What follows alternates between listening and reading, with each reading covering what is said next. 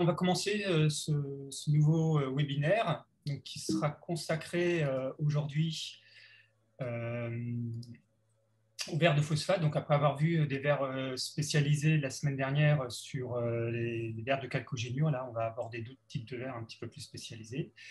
Donc, on a deux orateurs prestigieux, donc Lionel Montagne, qui sera donc membre distingué aux prochaines journées verts à Rennes en octobre de cette année, et Thierry, donc Lionel Montagne de Lille et Thierry Cardinal de Bordeaux.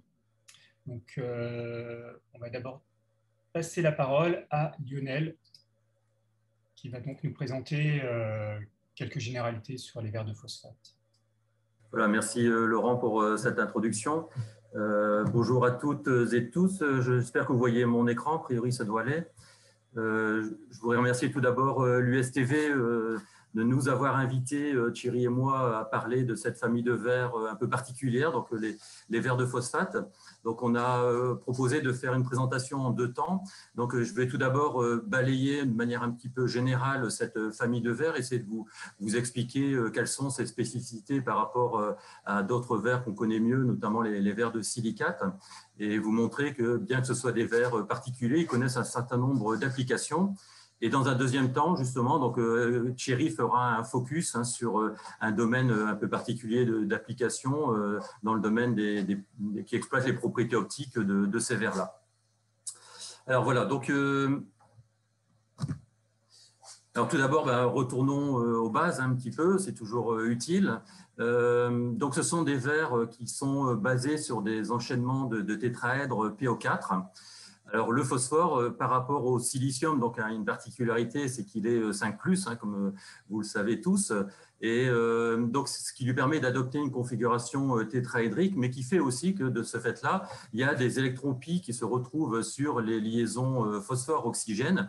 Et ces électrons sont plus ou moins délocalisés, vous le savez tous aussi, selon le degré finalement de coordination de ces entités. Alors, on connaît tous H3PO4, l'acide phosphorique ou ses dérivés monophosphates. Donc là, on a les électrons pi qui sont délocalisés sur les 4 liaisons, donc on a un tétraèdre quasiment parfait. Et puis, au fur et à mesure qu'on va connecter ces tétraèdres entre eux, on va avoir des entités qui vont être connectées par ce qu'on appelle les oxygènes pontants, et donc des liaisons POP. Et à ce moment-là, on va donner des dénominations QN, que vous avez déjà entendu par ailleurs, parce que c'est la même que pour les silicates. N, finalement, représente le nombre d'oxygènes pontants qui est sur un tétraèdre. Donc, on a ici donc, un site Q1, c'est-à-dire donc un PO4 qui sera connecté à un autre PO4. Donc, dans ce cas-là, ça peut être soit une extrémité de chaîne ou un dimère. Et puis ici, donc, on a un Q2, donc, avec 2 liaisons POP, du coup les électrons pi délocalisés sur seulement 2 liaisons cette fois-ci. Et enfin, donc, le terme ultime, donc le site Q3, où donc, on va voir donc, 3 liaisons POP, et de ce fait-là, la liaison pi qui devient localisée sur une seule liaison PO. Alors, cette chimie de base induit un certain nombre de spécificités. Et notamment, le fait qu'on a la présence de ces électrons pi fait qu'on ne peut pas polymériser complètement les tétraèdres PO4 entre eux, du moins. Et donc, dans la chimie des verres de phosphate, on va avoir donc des sites Q0 jusqu'à Q3. Donc, on va s'arrêter à ce type de motif, alors que vous savez que dans les verres de silicate en particulier, on peut aller jusqu'au groupement Q4. Alors, on a différentes catégories de verres avec des différentes dénominations selon les groupements phosphates. Alors là, j'ai mis plutôt la dénomination, disons, usuelle, on devrait dire monophosphate en principe, mais on parle souvent d'orthophosphate, de pyrophosphate au lieu des diphosphates et des polyphosphates. Voilà, donc on va trouver en fait des verres dans différentes gammes de polymérisation. Et il y a un petit délai pour la transition. Voilà, donc la première chose, c'est le degré de polymérisation qui est limité par rapport au silicate. Le deuxième aspect, c'est que si on regarde ce qu'on appelle donc, les champs électrostatiques sur le phosphore, donc c'est une grandeur qui est représentée par le rapport de la charge sur le rayon ionique au carré. Vous voyez, si on compare les valeurs pour le phosphore, enfin les ions phosphore 5+, et Si4+, et B3+, on voit que le phosphore est une valeur qui est largement supérieure aux autres formateurs classiques de réseaux vitreux. Et la conséquence pratique de ça, c'est que finalement, l'oxyde P2O5 est un très fort, un acide, disons, hein, on va lui donner un qualificatif d'acide dans le sens où ça va être un fort capteur d'ions O2-. Et donc, ça veut dire que dès qu'on va mettre P2O5 en présence d'autres oxydes, ils vont avoir tendance à réagir fortement, d'une part en dépolymérisant du coup les motifs qui sont dans le P2O5 et puis en réagissant donc avec les autres oxydes. Alors, il y a des conséquences très pratiques dans la vie courante, si j'ose dire. Ceux qui font de la fluo-X savent que parfois, quand on a des difficultés à dissoudre des roches, par exemple, qui contiennent beaucoup de chrome, hein, c'est un peu parfois difficile à dissoudre dans des perles classiques. Par contre, on sait que dans les cas difficiles, on peut se tourner vers des sels de phosphate qui, eux, sont très agressifs, très acides et donc vont dissoudre beaucoup plus facilement les autres oxydes. L'autre conséquence de ça, c'est qu'on va pouvoir former ce qu'on appelle donc des verres de phosphate à réseau mixte. C'est-à-dire que le phosphate va avoir une très forte tendance, une forte facilité, comme on va le voir sur les différents exemples, hein, à se mélanger, à former donc des réseaux avec d'autres oxydes et donc former donc ce qu'on appelle des verres à réseau mixte. Voilà, donc pour revenir sur cette diapositive, hein, donc, en termes de polymérisation, de condensation plutôt hein, des motifs phosphate, on voit donc qu'on peut avoir des gammes de composition qui vont vers des réseaux qui sont relativement polymérisés, même si c'est moins que dans les silicates, et progressivement, on va aller vers des réseaux de moins en moins polymérisés. Alors, on a l'impression qu'on va arriver finalement à des verres de monophosphate hein, ou avec des entités isolées, mais en réalité, ce qui va se passer, c'est que bien souvent, on va avoir des connexions avec d'autres éléments et on va avoir donc ce qu'on appelle des verres à réseau mixte. Alors, l'exemple le plus connu, ce sont les connexions ALO4 avec des PO4, donc pour faire des aluminophosphates qui sont finalement l'équivalent des aluminosilicates hein, qu'on connaît dans d'autres domaines. On peut faire des borophosphates, bien entendu, aussi, mais je vais vous montrer d'autres exemples hein, sur des verres un petit peu plus exotiques, disons, par exemple des néobiophosphates ou des vanadophosphates. Alors, en fait, toutes les propriétés des verres de phosphate découlent de leur degré de condensation ou de polymérisation, et on va donc avoir tout un ensemble de propriétés. Hein. Et donc, je vais en balayer un certain nombre, alors certaines assez rapidement parce que Thierry va en parler juste après. Donc, c'est le cas ici sur un certain nombre de propriétés optiques. Donc là, ce sont des verres, vous voyez, de métaphosphate. Donc, on va dire que le motif de base, ce sont des chaînes, donc des sites Q2, même si l'état vitreux faisant qu'il y a un certain désordre, hein, ce n'est pas uniquement des sites Q2, mais disons qu'en moyenne, disons, on va avoir une majorité de sites Q2.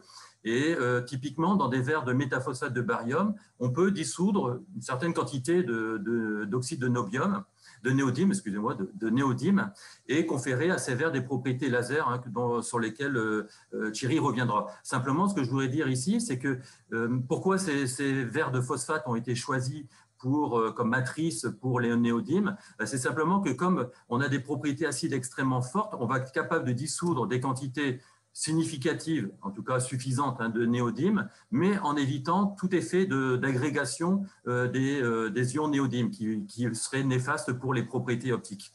Donc, on trouve là donc une des premières conséquences hein, de la chimie des phosphates. Alors, autre exemple qui est relié donc à cette capacité à dissoudre des éléments, c'est que si on travaille sur des verres qui sont relativement peu polymérisés, vous voyez ici, on est sur des chaînes, alors pour des phosphates, on va dire que c'est un petit peu plus polymérisé déjà, hein, mais on a des réseaux qui sont relativement flexibles, et donc ces réseaux vont être capables de dissoudre un certain nombre d'éléments, et en particulier des éléments qui sont très volumineux, comme ici les ions iodures. Et on a travaillé donc avec le CEA pour mettre en place des formulations de verres qui soient capables de dissoudre des quantités significatives de iodure d'argent. Et on a donc montré qu'on était sur un modèle comme ça d'encapsulation des ions iodures, mais encore une fois sans cluster. Et vous voyez que ces verres-là sont cette fois-ci des motifs mélangés entre des Q2 et des Q1, et même jusqu'à une proportion quasiment 1 pour 1 de Q2 et Q1. Donc vous voyez qu'on va déjà là dépolymériser le réseau, et on va être sur ce qu'on appelle donc des réseaux qui sont en moyenne des tripolyphosphates. Dans le même ordre d'idées, on a pu aussi dissoudre dans ces verres de métaphosphate des sulfates de barium. Et là, donc, encore une fois, on a pu montrer qu'on arrive à dissoudre des quantités conséquentes de sulfate. Et la particularité, c'est que les sulfates, ici, ne s'associent pas au réseau phosphate. Et donc, du coup, on va se retrouver encore une fois avec des entités sulfates qui sont encapsulées dans un réseau phosphate. Là, encore une fois, rendu possible parce que le réseau phosphate a cette forme de flexibilité. Thierry reviendra aussi, donc j'en parle très peu, mais simplement je voulais mentionner cette formulation de verre. Vous voyez, donc là on arrive à des pyrophosphates de zinc, c'est-à-dire des motifs qui sont en moyenne des dimères. Et puis, Thierry vous montrera que ces verres-là, on peut faire de la photo-inscription, des choses comme ça dans ce type de verre.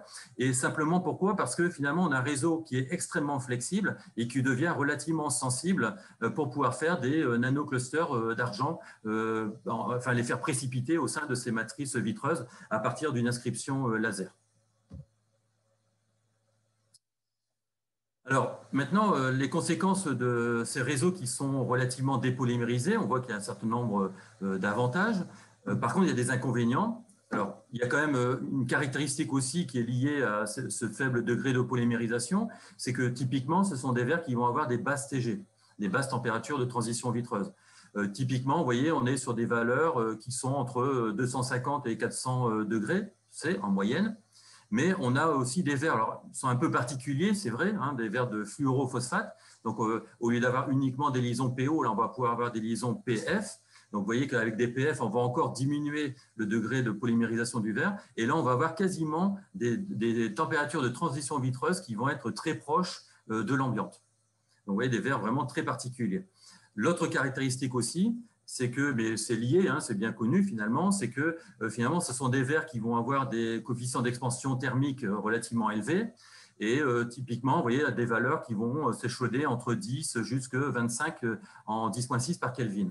Donc là, ce sont des valeurs qui sont quand même très importantes hein, pour des verres.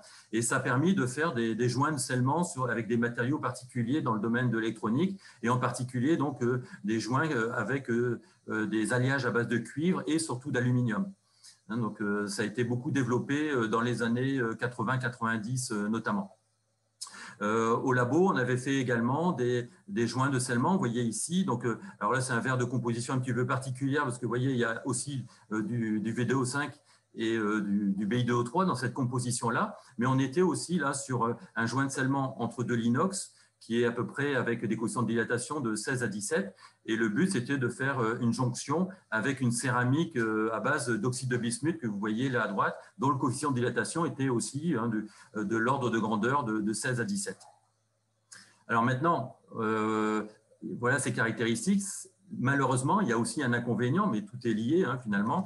Faible degré de polymérisation, ça veut dire aussi malheureusement faible durabilité chimique parce que ce sont des réseaux qui sont relativement sensibles à l'humidité. Alors en réalité, il y a deux raisons principales. Il y a le faible degré de polymérisation, mais il y a aussi la présence de ces électrons-pi que je mentionnais tout à l'heure, qui vont induire finalement une facilité pour subir des attaques nucléophiles par l'eau et donc des phénomènes d'hydrolyse.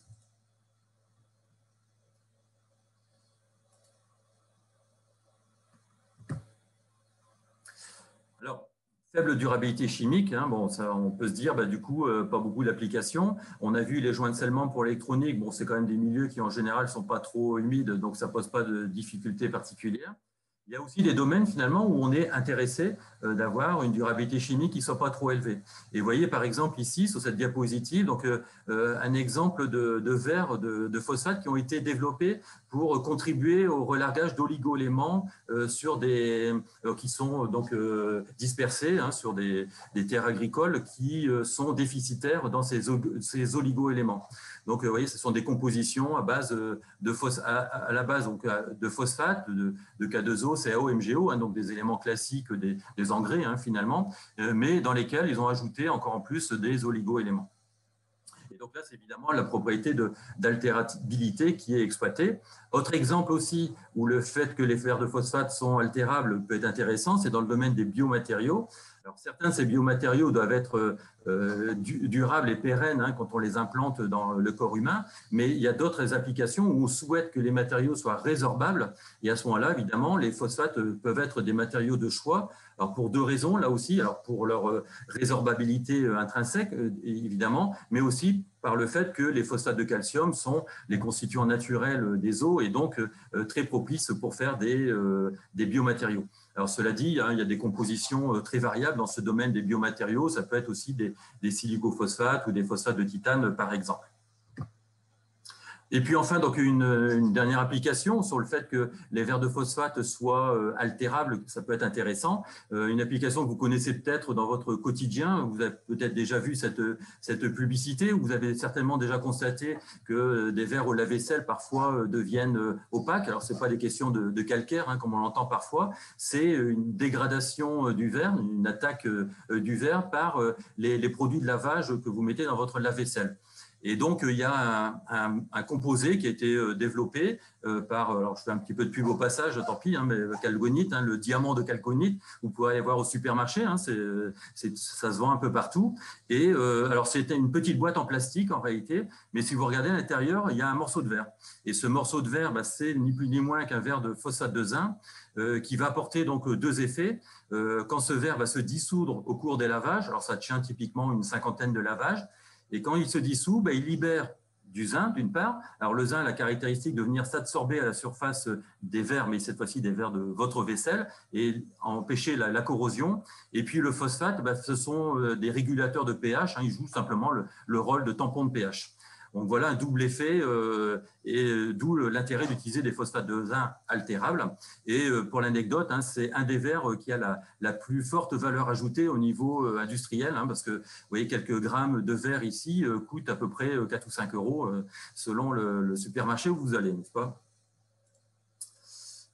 Alors, bon, venons-en maintenant un petit peu plus à des questions de structure, parce que l'idée, c'est de faire un petit peu le lien aussi avec les questions de structure. Et je vais commencer par une série de verres qui est, comme je disais, assez classique, hein, les aluminophosphates. Et quand on ajoute de l'alumine, donc ALDO3, dans un verre de phosphate, on va constater, et c'est attendu hein, finalement, que la TG de ces verres va augmenter. Donc, c'est assez classique. Hein. Et puis, on se rend compte qu'au bout d'une certaine valeur, finalement, cette TG va finir par stagner. Alors, bon, ça a suscité pas mal de travaux à une époque. Et puis, au moment où la RMN des solides s'est développée, alors c'est un petit peu ancien, c'est là qu'on voit que malheureusement, on prend un petit peu de l'âge. Hein, mais il y a eu une époque dans les années 80 hein, où la RMN de solides a pris son essor et il a pu être montré que finalement, la coordinance de l'aluminium était majoritairement octaédrique quand on mettait des petites quantités d'aluminium et elle se transforme progressivement en coordinance tétraédrique quand on augmente la quantité d'aluminium. C'est ce qui est repris sur cette figure ici. Alors ça, c'était un petit peu contre-intuitif à l'époque parce que la référence était les verres d'aluminosilicate où on a plutôt l'habitude de voir entre guillemets des Al4, enfin des aluminiums tétraédriques en faible quantité, puis les voir passer en coordinance octaédrique quand il n'y a plus suffisamment de compensateurs de charge. Donc, bon, ça, c'était assez nouveau à l'époque. Hein, bon, maintenant, évidemment, on connaît bien. Et finalement, bah, ça explique l'évolution des propriétés. Alors, en partie, d'une part, il y a la partie, donc l'augmentation de la TG est liée donc, à la réticulation du réseau vitreux par les AlO6, donc les aluminiums octaédriques.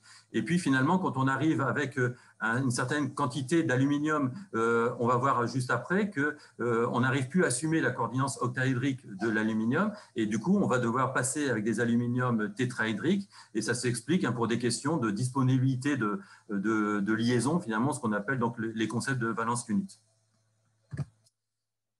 Alors bon, tout ça, on l'a montré aussi avec des méthodes RMN un peu plus développées, mais je ne vais pas rentrer dans les détails, hein, ce n'est pas le but ici.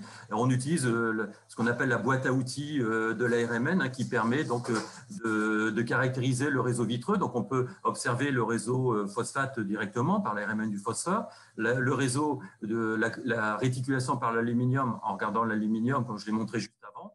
Et puis, on peut aussi regarder comment ces polyèdres sont connectés entre eux en utilisant donc les outils RMN qui permettent de voir comment se font les connexions entre le phosphore et l'aluminium dans le cas qui nous intéresse. Alors voilà le genre de cartographie qu'on obtient, donc des spectres en 2 dimensions. Vous avez ici la dimension aluminium, donc on reconnaît les 3 coordinances de l'aluminium, et puis ici le spectre phosphore. Alors je ne vais pas détailler parce que je n'ai pas le temps, mais simplement on peut relier donc chaque site à une entité phosphate différente, et du coup savoir quelle est l'entité phosphate qui est connectée à un aluminium 4, un aluminium 5 ou un aluminium 6, ou l'inverse plutôt.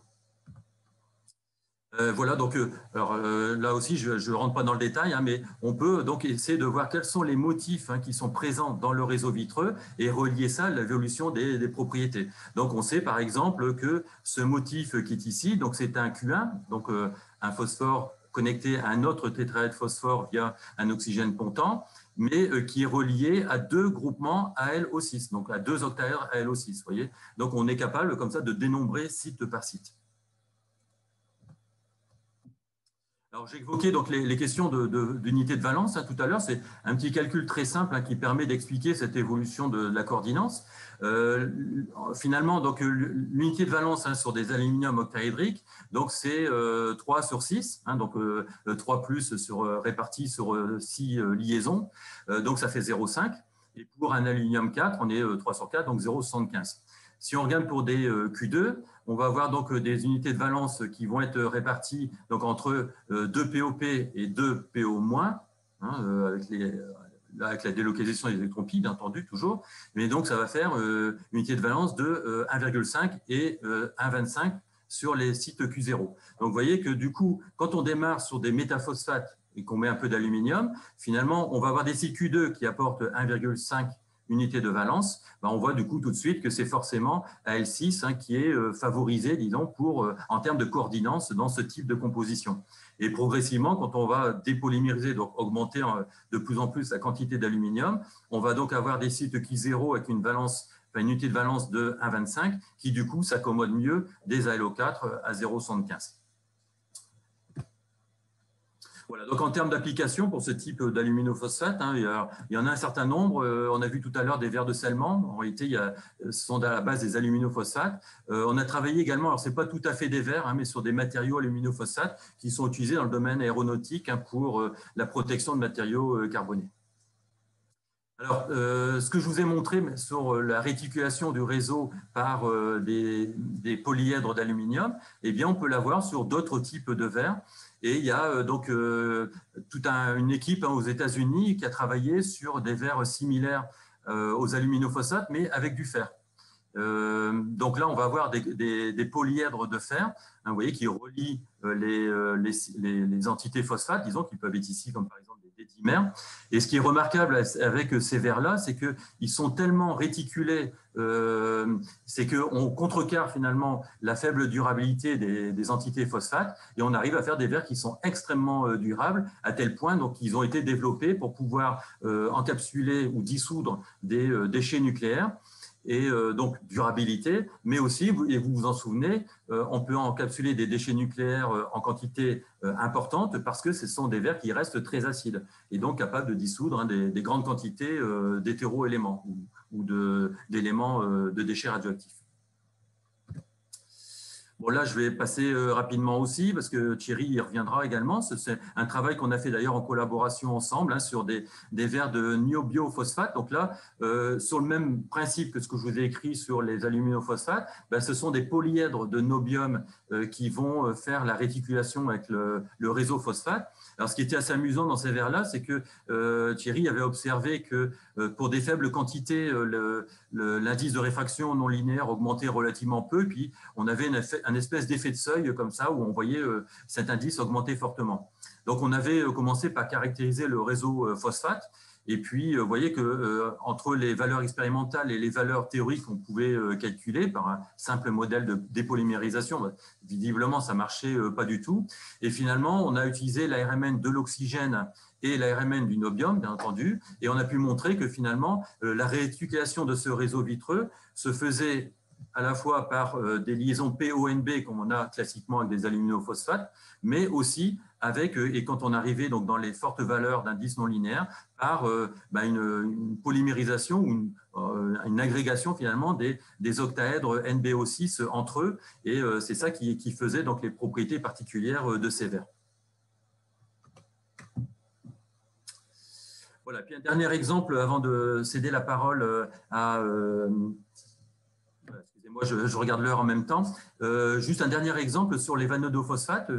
Donc là, on est sur deux réseaux, sur deux formateurs de verre, hein, PDO5 et VDO5. Et puis, donc, on s'est amusé à mesurer la température de transition vitreuse entre un métaphosphate pur et un métavanadate pur. Bon, intuitivement, on se disait, bah, tiens, entre les deux, probablement qu'on va avoir une évolution de l'ATG. On s'attendait à avoir quelque chose qui décroissait progressivement. Et puis, en fait, donc, il n'en est rien. Il n'en est rien. Voilà.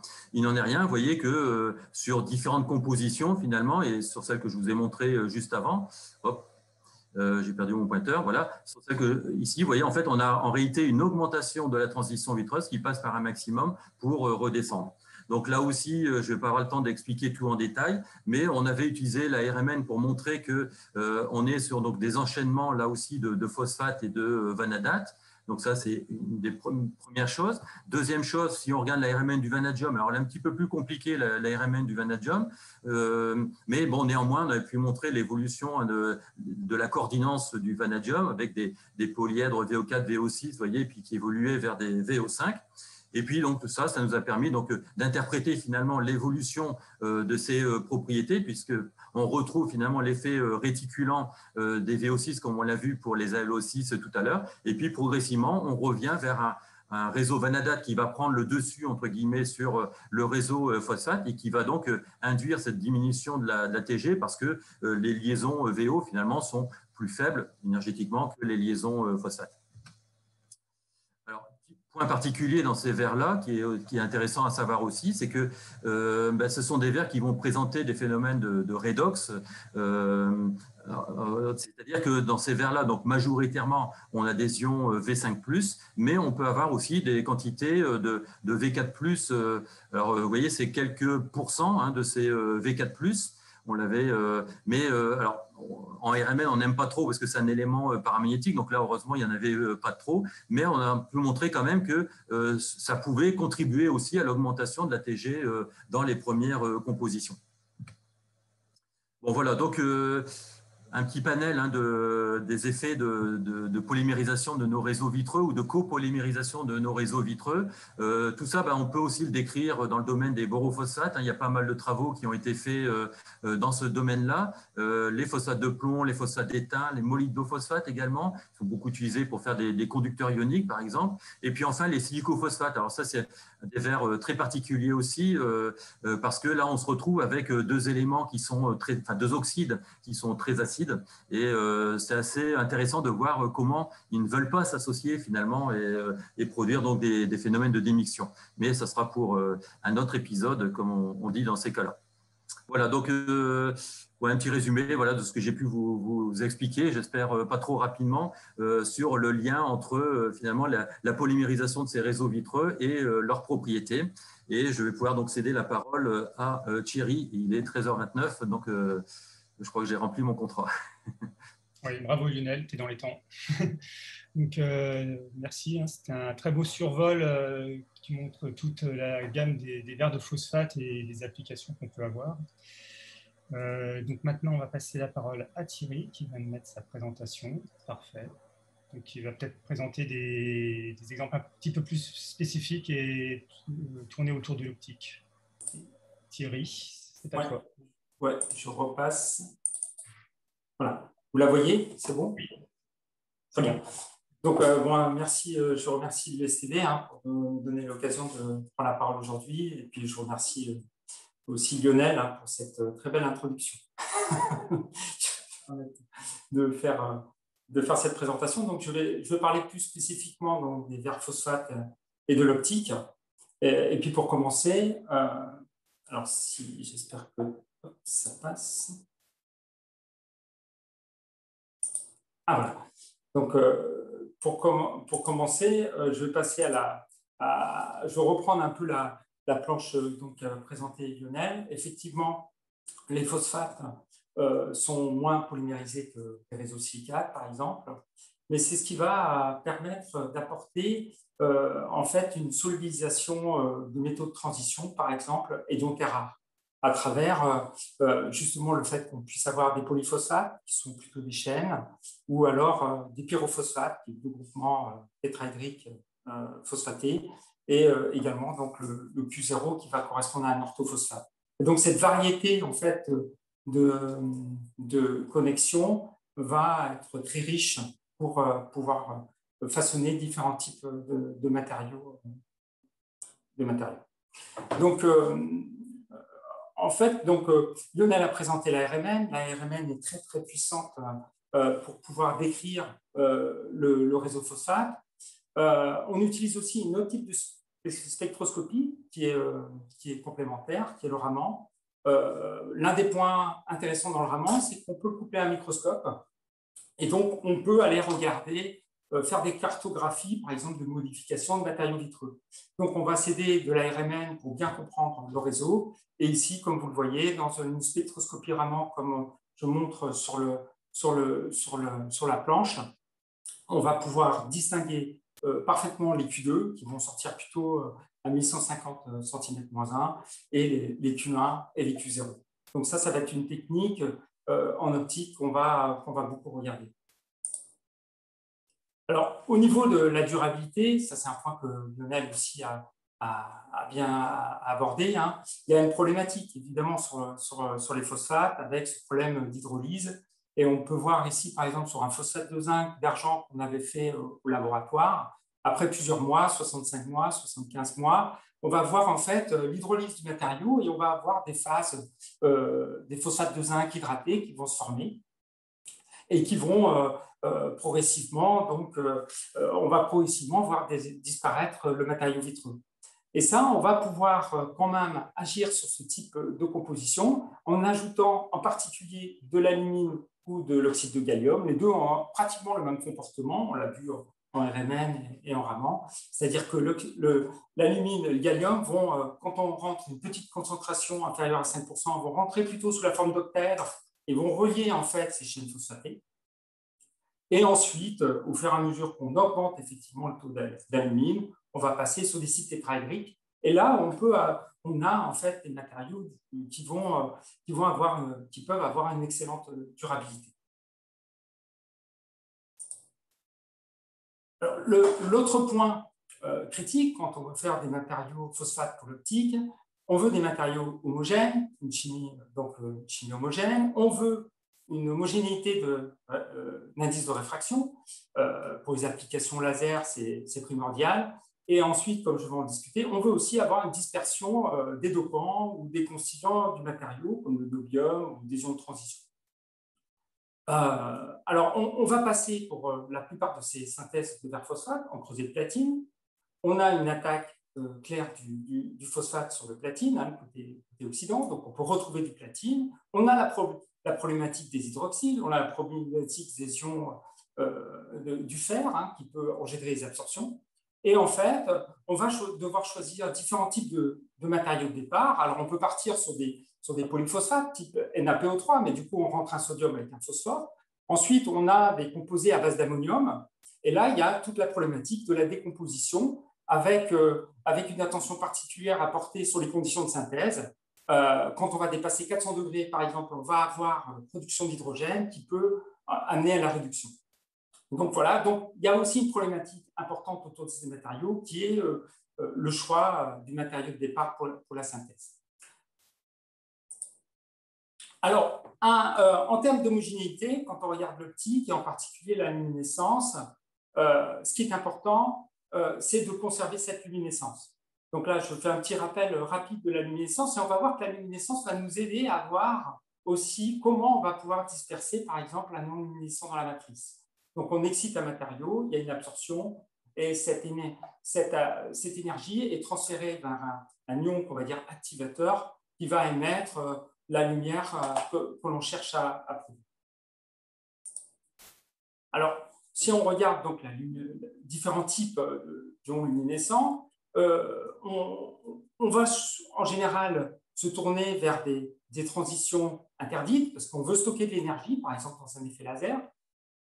Et du coup, on va voir qu'il y a différents types d'éléments. On va avoir des terres rares qui vont avoir plutôt des transitions de 4F, 4F qui sont fortement interdites. Donc, on va avoir ce qu'on va appeler un rate. Un rate, c'est la capacité qu'a un électron sur l'état excité à se désexciter. En gros, ça revient à la vitesse ou à la probabilité. Donc, on va avoir dans le cas de terres rares, par exemple, des temps relativement longs, donc des temps du type de la milliseconde.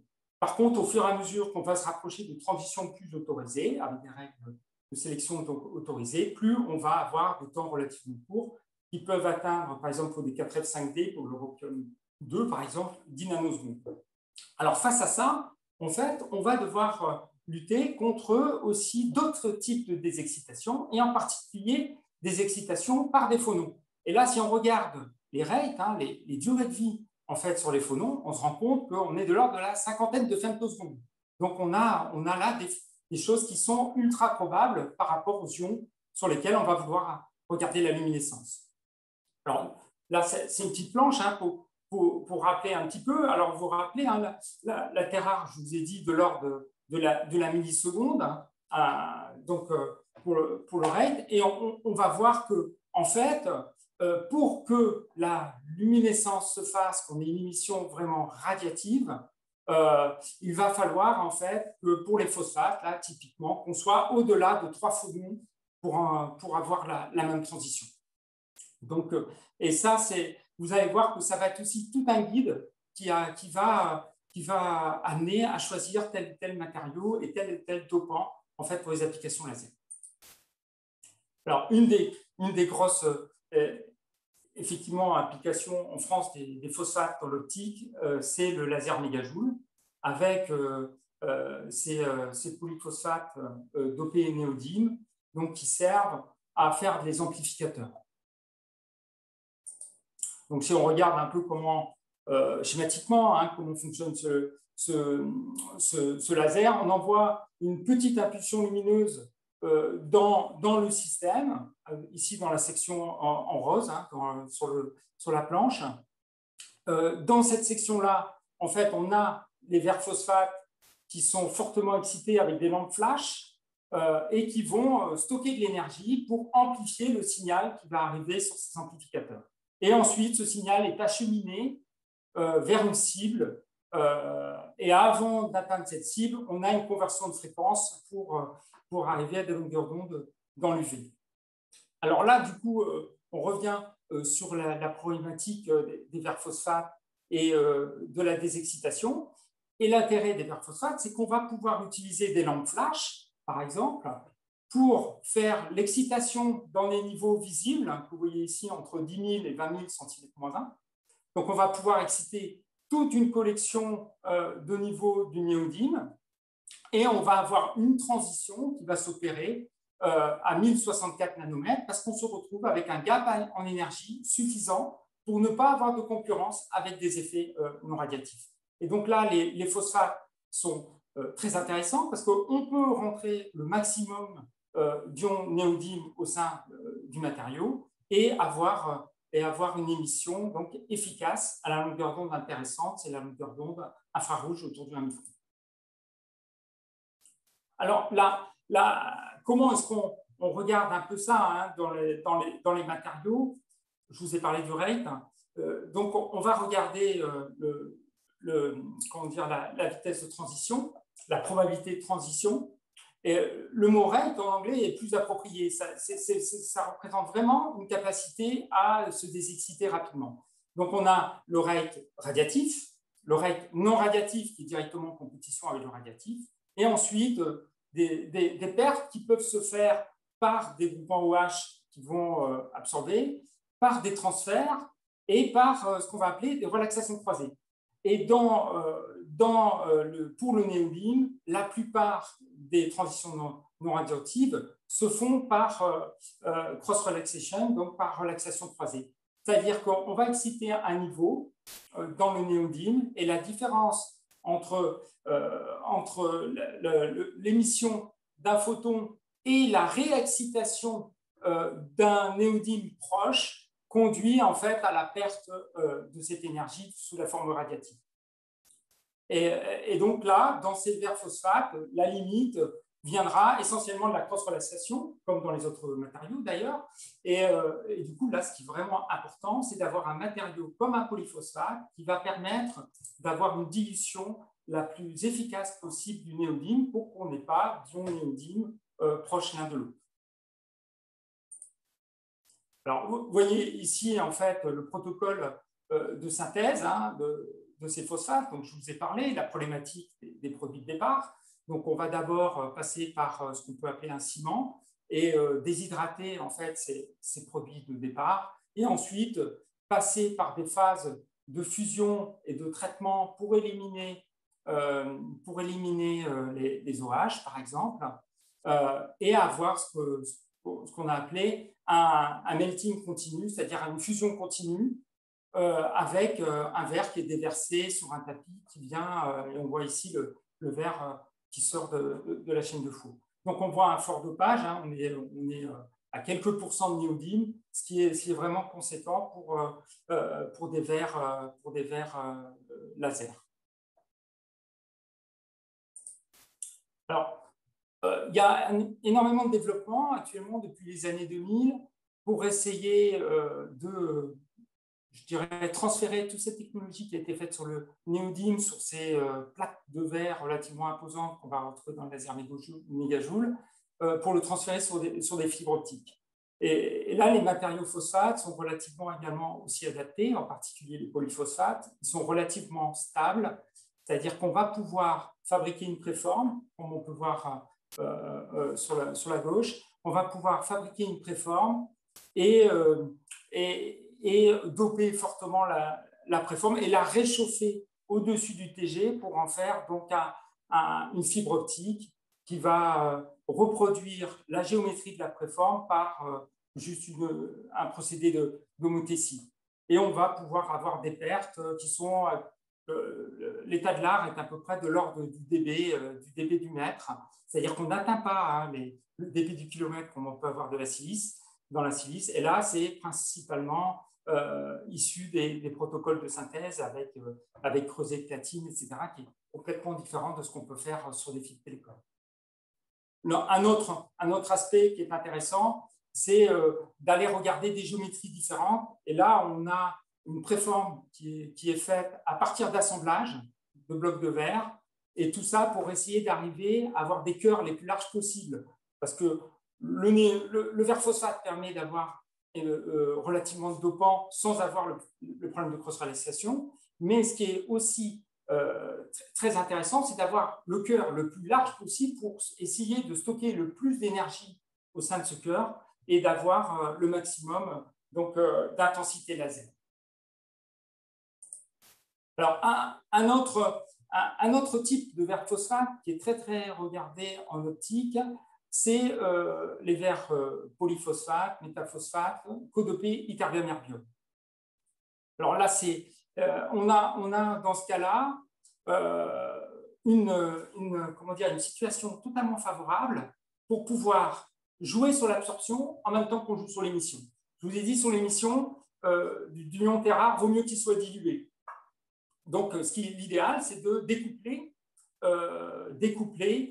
l'excitation de l'émission. Et c'est ce qu'on fait. En fait, on a l'ytterbium qui a 2 niveaux 4F, et cette différence de niveau entre les niveaux de l'ytterbium correspondent exactement à un niveau excité de l'erbium. Donc, on peut avoir un transfert de l'ytterbium vers l'erbium, et grâce en fait aux phonons qu'on va retrouver dans les phosphates, qui sont 1200 cm-1, on va avoir une transition non radiative du 4i 11,5 vers le 4i 13,5, donc de l'erbium, qui permet de redescendre cette énergie vers le niveau qui nous intéresse avec une émission vers 1,5 micron. Donc, on va pouvoir en fait augmenter le taux d'ytterbium, favoriser les transferts entre terres rares, et du coup, l'erbium va devenir en fait comme une impureté pour le système pour stocker l'énergie et émettre.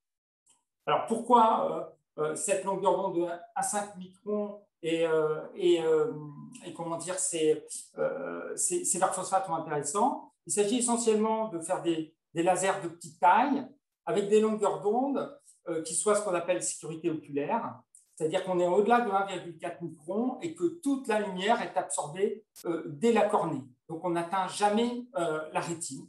Donc, on a ici un laser qui est beaucoup moins dangereux que le laser à 1 micron, par exemple. Et donc, on a des développements sur des aspects lidar, sur des aspects de mesure à distance, etc.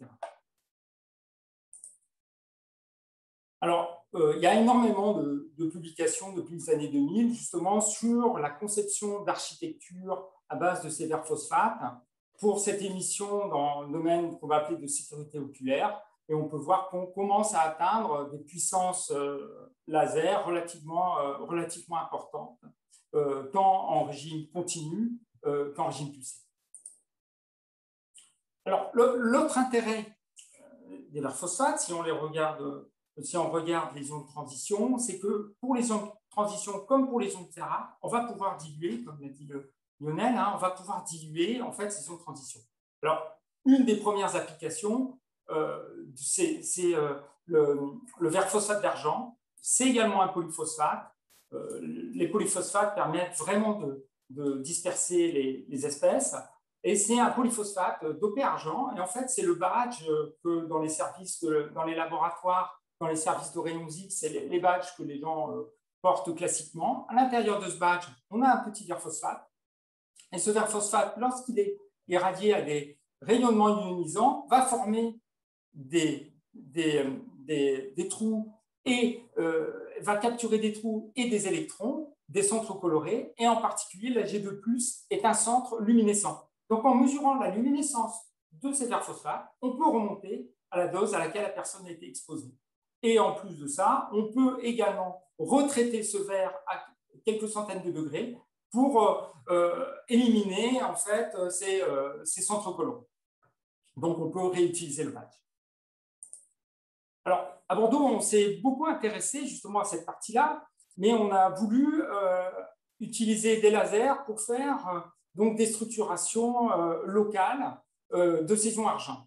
Donc, on s'est intéressé à des verres phosphates qui sont, je dirais, entre autres des polyphosphates et des pyrophosphates, des phosphates de zinc, dans lequel on va rentrer, encore une fois, le gallium pour le stabiliser, et l'argent qu'on va pouvoir rentrer en quantité relativement importante. Et là, on a donc la luminescence caractéristique de la G+, c'est-à-dire une luminescence à la limite de l'UV autour de 380 nanomètres.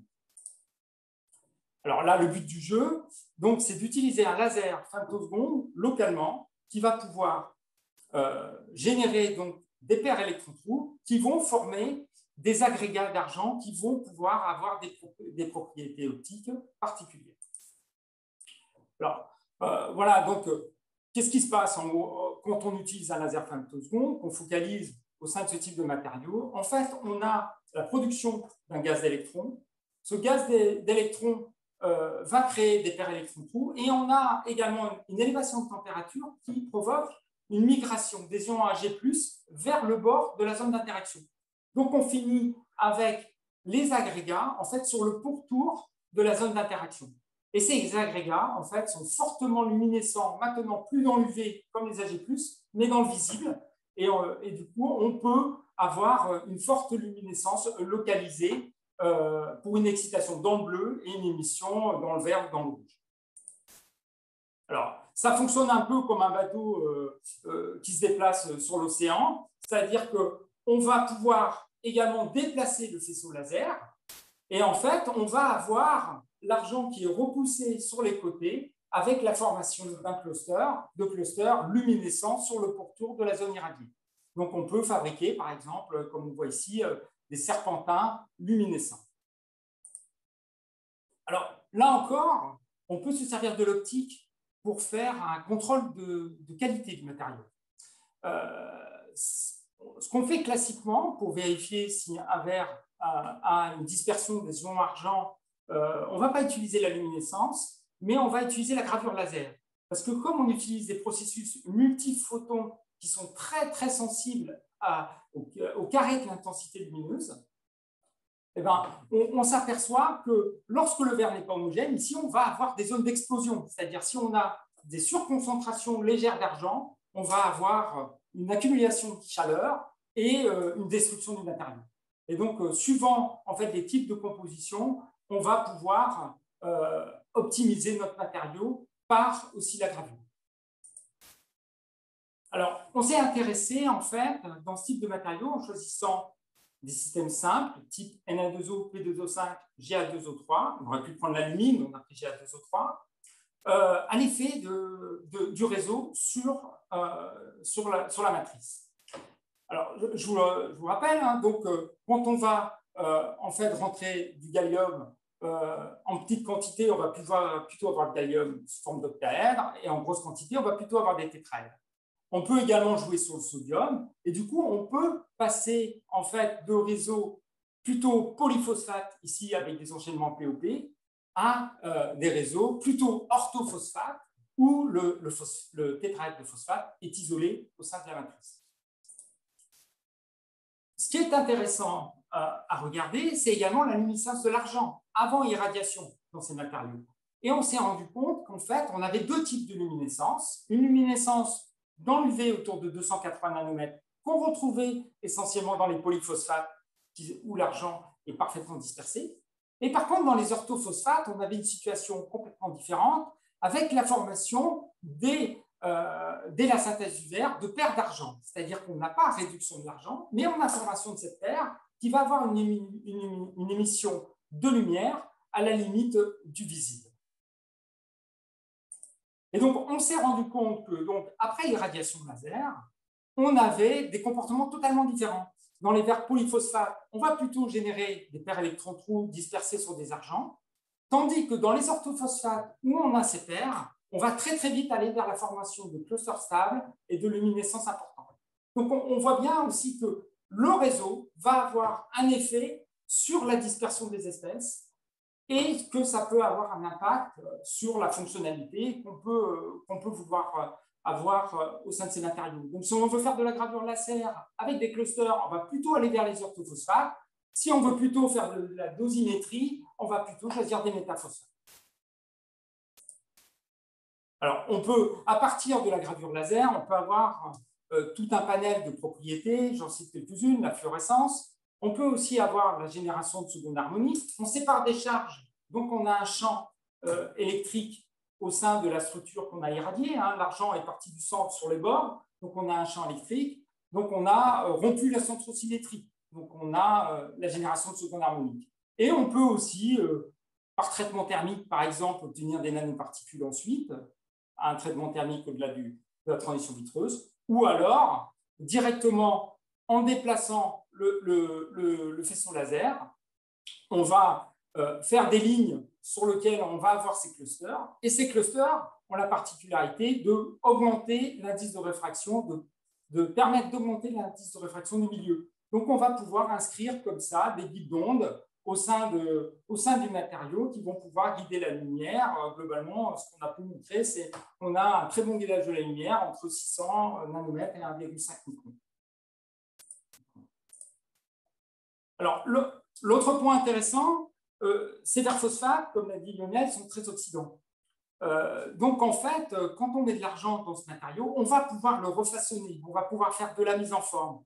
Parce que la plupart des matériaux, par exemple, quand on va rentrer des ions argent en forte concentration, quand on va passer au-dessus du TG, c'est le cas de beaucoup de silicates, on va former des particules métalliques. Donc, on va avoir des effets plasmoniques, mais ce n'est pas vraiment ce qu'on veut dans notre cas. On veut conserver l'argent sous forme ionique. Donc, on a pu montrer que dans des verres pyrophosphates ou polyphosphates, on pouvait obtenir des fibres optiques à partir de préformes, donc d'étirage de préformes.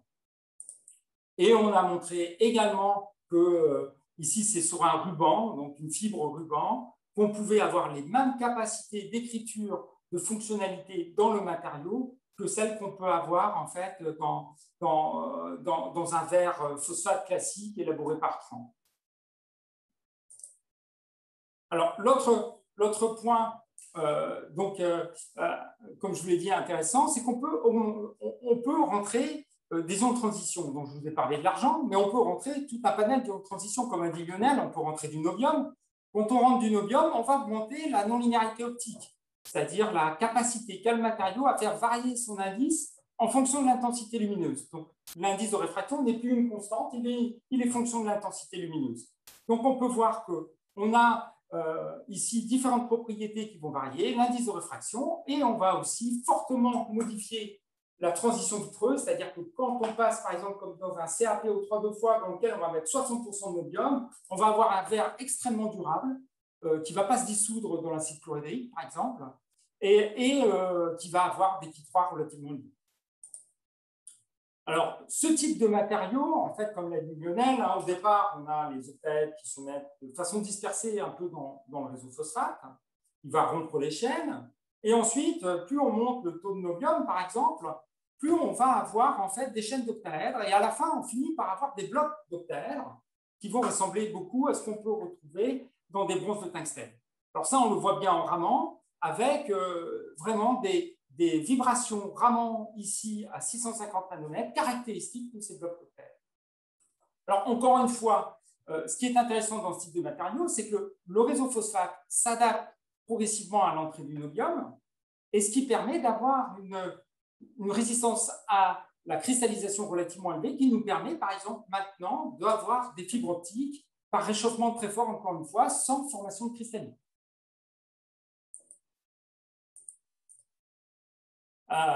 Alors, cet aspect non-linéarité optique est intéressant.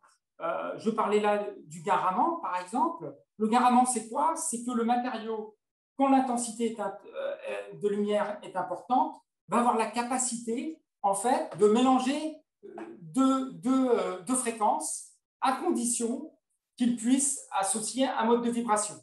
Et dans ce cas-là, si on a une lumière, par exemple, et un signal dont la différence d'énergie correspond à un niveau vibrationnel, on va pouvoir transférer de l'énergie de la pompe vers le signal. Donc, on a un amplificateur optique. Alors, le premier point, si on regarde les silicates par rapport au borophosphate, par exemple, dès qu'on rentre du bore, dès qu'on rentre un peu de nobium dans un verre borophosphate, on va avoir un panel de fréquences, c'est-à-dire qu'on va avoir des Q2, des Q1, des Q0, etc. Un panel de fréquences qui vont nous permettre d'amplifier énormément de fréquences. Donc ça, c'est le premier point intéressant. L'autre point intéressant, comme ici, c'est que dès qu'on monte le taux de nobium, on peut avoir des gains ramants qui sont jusqu'à pratiquement 20 fois ce qu'on va avoir dans la silice. Donc on a un gain ramant qui est largement supérieur à la silice. Donc on peut imaginer des amplificateurs ramants plus courts que ce qu'on peut obtenir actuellement. L'autre point, je vous disais, donc le réseau phosphate s'adapte à l'entrée du nobium. Donc il y a un autre procédé sur lequel Lionel a parlé, c'est la polarisation thermique. La polarisation thermique, on applique en fait un champ électrique sur un matériau et on va avoir une migration du sodium qui génère un champ électrique, et ce champ électrique nous donne la génération de seconde harmonique. Et grâce à cette capacité qu'a le réseau phosphate d'accepter et de compenser ce départ de sodium par une restructuration en particulier du réseau nobiate et phosphate, on va avoir des records de Ki2 dans ce type de matériau. Alors, l'autre point intéressant des phosphates, c'est leur faible température de transition vitreuse. Ça, Lionel l'a mentionné. En jouant sur différentes compositions, on peut réduire grandement les températures de transition vitreuse. Et donc ça, c'est intéressant pour faire de l'impression 3D, mais également pour combiner les matériaux. Donc l'impression 3D, on est parti sur un verre classique, un verre polyphosphate dans lequel on rentre un peu d'alumine pour stabiliser le matériau. Et en fait, on va fabriquer le filament de verre et on va injecter ce filament de verre dans une imprimante commerciale modifiée en ayant une tête qui puisse monter jusqu'à 450, 500 degrés. Et donc, par cette méthode-là, on arrive à imprimer des verres phosphates par impression 3D sur son imprimante à fil et à incorporer des ions luminescents. On retrouve toutes les caractéristiques du verre de base, le ramant. On retrouve également les propriétés de luminescence des verres phosphates. On a également sur les pièces imprimées une transparence qui est relativement intéressante pour des premiers résultats.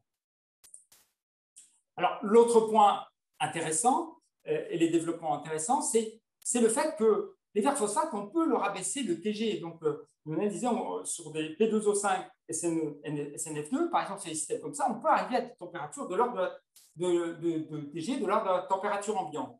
Alors, si je monte deux travaux, un travail qui a été fait à Québec, c'est de combiner un verre phosphate avec du polymère, PMMA et polycarbonate. Et ce qu'on peut voir, c'est qu'on arrive à confibrer ces matériaux. Le verre phosphate, en fait, c'est un verre à base de iode d'argent et de tungstène, va avoir une conductivité ionique qui va permettre de faire des mesures électriques. Et on peut aussi avoir donc une transmission optique au sein du verre élaboré. L'autre aspect sur lequel je voulais montrer, c'est qu'on peut aussi avoir des fibres complexes, c'est-à-dire une gaine ici en verre phosphate et le cœur qui va être un matériau semi-conducteur du type thermoélectrique et qu'on va pouvoir cofibrer. Ici, vous voyez, c'est un verre d'antimoine, c'est un cœur antimoine sélénium. On a l'antimoine sélénium qui est confiné dans le cœur et le phosphate qui est essentiellement confiné à l'extérieur. Donc, on a en fait un matériau qu'on peut fibrer à la même température avec des comportements relativement différents. Donc, bon, pour finir, hein, les verres phosphates, il y a eu beaucoup de développement sur des verres massifs, des verres pour le mégajoule, etc. C'est des verres qui permettent d'introduire beaucoup d'ions. Donc, pour l'optique, je pense que le verre phosphate peut donner des solutions pour des circuits imprimés photoniques qui vont requérir donc d'avoir, encore une fois, beaucoup de dopants, d'avoir des propriétés non linéaires, et en plus, ils vont offrir le fait qu'on peut avoir des fabrications multimatérielles. Voilà, pour finir, je voudrais remercier les collègues et les étudiants qui m'ont fourni du matériel pour la présentation et qui ont également fortement participé à l'ensemble de ces travaux. Très bien, merci tous les deux. Alors, si vous avez des questions, vous pouvez les poser évidemment dans le chat. On va prendre de toute façon qu'une ou deux questions. Alors, j'avais une question peut-être plus pour Lionel sur la comparaison entre les verres de silice et de phosphate. Je voulais savoir si le modèle de Greaves pouvait s'adapter également pour les verres de phosphate. C'est-à-dire, est-ce qu'on peut avoir également des canaux, puisqu'on n'en entend pas très souvent parler, et également les modèles topologiques qui se développent beaucoup pour les silicates. J'ai l'impression qu'ils ont été peu développés pour les phosphates. Oui, c'est une très bonne question. J'avoue que je n'ai pas connaissance d'avoir vu de travaux de ce type-là. Déjà, sur les questions de modélisation, quelle que soit la méthode, hein, il y a eu relativement peu de travaux sur les verres de phosphate pour une raison que j'ignore certainement. Ils sont quand même moins utilisés, moins répandus que les verres de silicate. Donc, probablement, ils ont suscité peut-être un peu moins d'intérêt de cette communauté des modélisateurs. Oui, j'ai pas de réponse à te donner, je suis désolé, mais en tout cas, j'en ai pas conscience de ce type de modèle, en tout cas, qui aurait été appliqué dans les verres de phosphate. Okay. Et alors, d'après ce que je comprends, en fait, l'intérêt des verres de phosphate, c'est notamment le fait qu'on puisse avoir des verres très dépolymérisés. Et donc, je me demandais si ça pouvait avoir un intérêt pour des verres conducteurs ioniques. Oui, il y a beaucoup de verres phosphates qui ont des applications ioniques. Les verres phosphates d'argent, par exemple, ils ont été largement regardés et utilisés. Le verre que je présentais dans la fibre, là, avec AGI et AGPO3, en fait, l'objectif, hein, c'est de faire des fibres pour la mesure, des mesures dans des thématiques d'observation de cellules nerveuses, par exemple. Et justement, donc ces verres, par exemple avec AGI, où effectivement ça avait été étudié il y a, je sais pas, une vingtaine d'années, et du coup il n'y a pas eu de suite parce que ce sont des verres qui ne sont pas suffisamment conducteurs ou pas suffisamment durables. Quelle est la raison? Il y a un problème de durabilité, ça c'est clair. Il y a un problème de durabilité, c'est-à-dire qu'on a du mal à avoir les deux en même temps, hein, Lionel te le projette. Oui, tout à fait. Alors, il y a encore des travaux hein, dans ce domaine-là et il y a même des travaux, enfin des brevets qui sortent sur des borophosphates d'étain qui sont développés pour faire des matériaux de cathode, il me semble, pour des batteries ou voire des électrolytes tout solides. Hein, mais à ma connaissance, ce n'est pas en tout cas abouti au niveau commercialisation. D'accord. Daniel, tu avais une question? faut que tu mettes ton micro. Oui, j'ai une question pour rebondir sur ce que tu disais. Est-ce que des outils tels que les doubles résonances RMN ne permettraient pas de voir justement des chenaux en faisant du phosphore avec d'autres éléments, de voir s'il y avait des chenaux de percolation? Les observer directement, c'est difficile. Après, il faut le coupler avec de la modélisation. Alors, j'ai pas eu le temps d'aller très loin, mais à une époque, donc c'est Grégory Tricot qui avait fait les mesures de corrélation phosphore-aluminium dans les aluminophosphates. Là où on n'est pas allé assez loin, après, c'était justement d'appliquer ça sur des modélisations pour essayer de voir comment la topologie du réseau pouvait s'organiser. Après, bon, voilà, faute de temps, de compétences, etc. Mais ça reste un sujet qui me semblerait intéressant de développer en tout cas. Merci. D'accord, merci. Alors, il n'y a pas d'autres questions. Juste pour finir, donc, je vais vous rappeler que le prochain séminaire aura lieu dans 15 jours. Ça sera le dernier séminaire avant les derniers webinaires avant les vacances, donc qui concernera l'analyse des vers, avec 2 intervenants donc, de Corning et d'Orléans. Vous pouvez vous inscrire pour l'école thématique du CNRS qui aura lieu du 3 au 8 octobre, donc, qui concernera la diffusion dans les vers. Vous pouvez aller directement sur la page du site internet de l'USTV et puis vous cliquez sur le petit onglet vers et diffusion pour vous permettre de vous inscrire. Et puis je vous rappelle donc que tous les webinaires existent en replay, donc vous pouvez revisionner à volonté ou alors donner le lien également pour vos étudiants ou vos collaborateurs pour qu'ils puissent voir à nouveau vos présentations. Voilà, je vous remercie à tous et on se retrouve dans 15 jours. Merci encore d'avoir été très nombreux pour ce webinaire. Merci, au revoir. Merci, au revoir.